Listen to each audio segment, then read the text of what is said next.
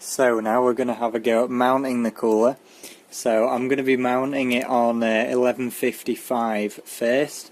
You can see here this is a Gigabyte Z77 UD5H with a i5 3570K, which is 1155 obviously.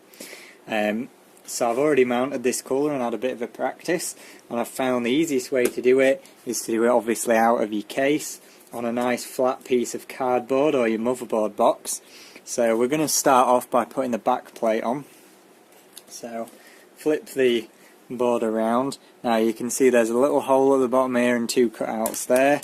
So the back plate fits on that way on the back of this Intel 1150 socket, and there's nothing to hold the back plate on with like double-sided tape or some rubber like some things come with. So the best thing to do is put the back plate sort of on and try and hold it on in the correct position, and then put it down on the cardboard so you can see the little screw holes poking through there.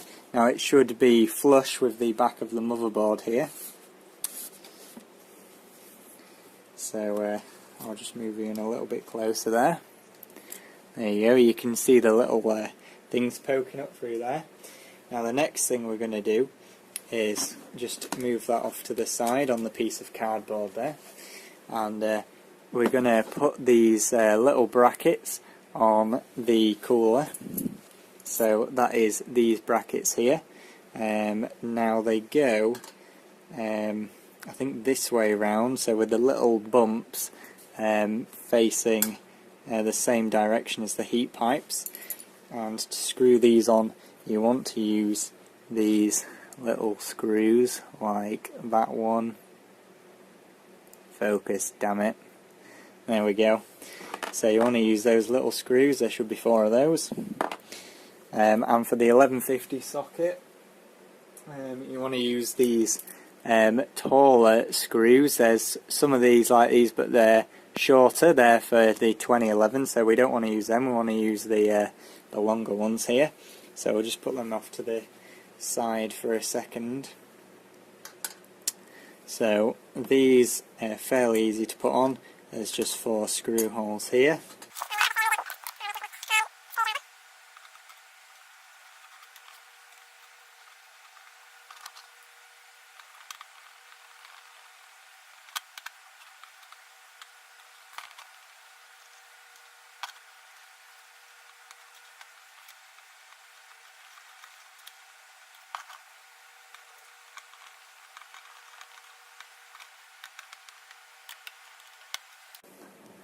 So now that that's done, you need to bring your board back over to here, put your thermal paste on.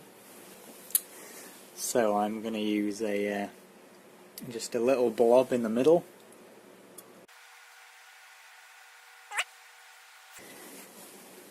We're using the thermal paste that came with it as well. So now you want to put the cooler the way round you want it to go. Now the cooler is the same whichever way you want to put it round, but I would recommend putting the fan side towards the CPU fan header. Now I know on some motherboards the CPU fan header is down here or down there.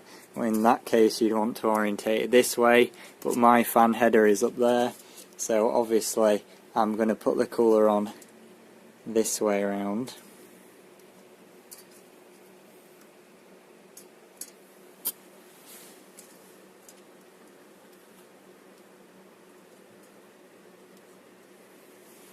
So it's now just resting on the processor.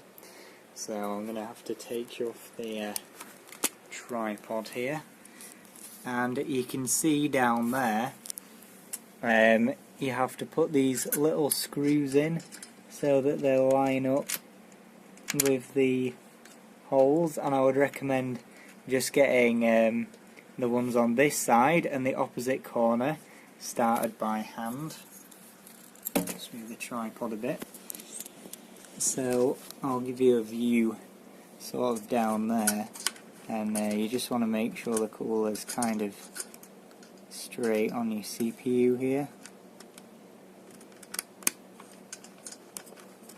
and get that sort of threaded in a little bit on both sides so that your cooler is straight.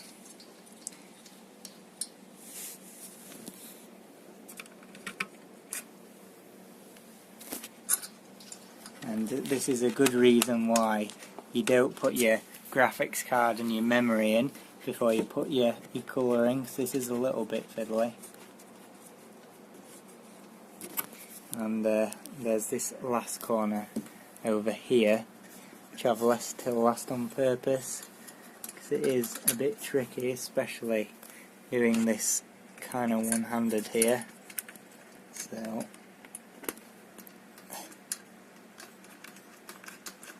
there we go. So I've got all four corners just in sort of loosely, and you can go ahead and tighten them down hand tight with your fingers here. Now if your board's in your case, you have pretty much zero chance of doing this, so I'd recommend doing this out of your case for obvious reasons. Oh, going the wrong way.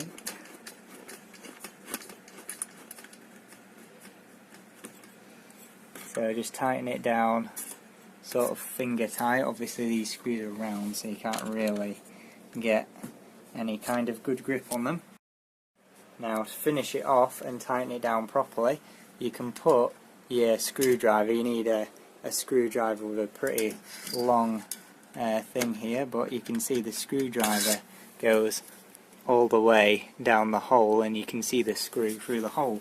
So you put your screwdriver through the hole, and then if you can actually get the damn thing in, there we go, you can give it a couple of turns on that side and then go round to your other side over here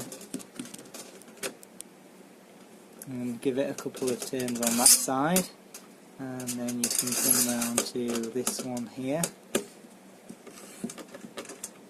and then you give that one a couple of turns and just keep going around until you feel that the cooler is suitably tight. I wouldn't recommend going all the way to the bottom of these screws, because although they do have like a cap on how tight you can do them, I found personally that to be a bit too tight for my liking, so I'm just doing them sort of by feel really with this screwdriver. You don't want to do them too tight. If I can get it in the head of the screw. There we go. That is pretty much it. You can see, you can pick the board up by the cooler, and it's definitely well on there. You can kind of feel it. Now the next thing to do is put you back in the tripod here. Okay, now that we've actually got some decent lighting on the scene, we shall put the second fan on. Now obviously the second fan has got this extra thing on here, and you also need to consider as well, you might want to put your memory in first, because obviously this fan is going to block your memory. So just plug that fan header in there. So we're going to put the Kingston HyperX Fury memory in first before we attach the second fan.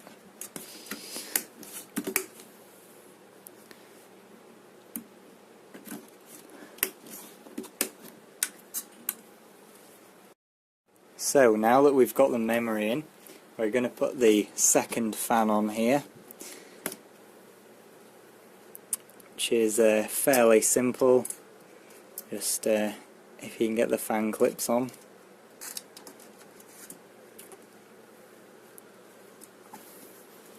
And you just need to hook it around these little notches in the heatsink, and then turn the board around so you can see.